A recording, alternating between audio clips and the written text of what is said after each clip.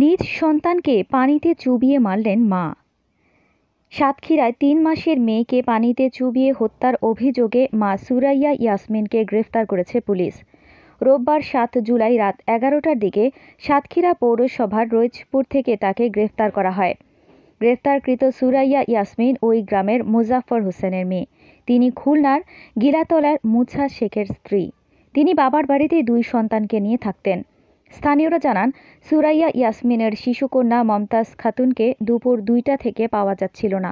অনেক খোঁজাখুঁজির এক পর্যায়ে রাত 10:30টার দিকে বাড়ির পুকুর থেকে মরদেহ উদ্ধার করা হয়। স্থানীয়রা আরও জানান, সুরাইয়া মাঝে মাঝেই মানসিক ভারসাম্য হারিয়ে ফেলে। এর আগে সে তার নিজের ছেলেকে ২ বার খাবারের সঙ্গে বিষ খাইয়ে হত্যার চেষ্টা করেছিল।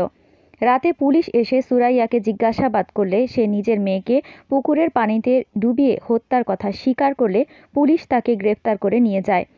সাতক্ষীরা সদর থানার এসআই মার্জিয়া হোসাইন বলেন, হত্যার কথা স্বীকার করায় মা সুরাইয়া ইয়াসমিনকে গ্রেফতার করা হয়েছে। শিশুটির মরদেহ উদ্ধার করে মর্গে পাঠিয়েছে পুলিশ। এরকম আরও অনেক ভিডিও পেতে নিউজ এক্সপোজার টিভির সাথেই থাকুন। চ্যানেলটি সাবস্ক্রাইব করুন এবং সাথে বেল আইকনটি বাজিয়ে দিন।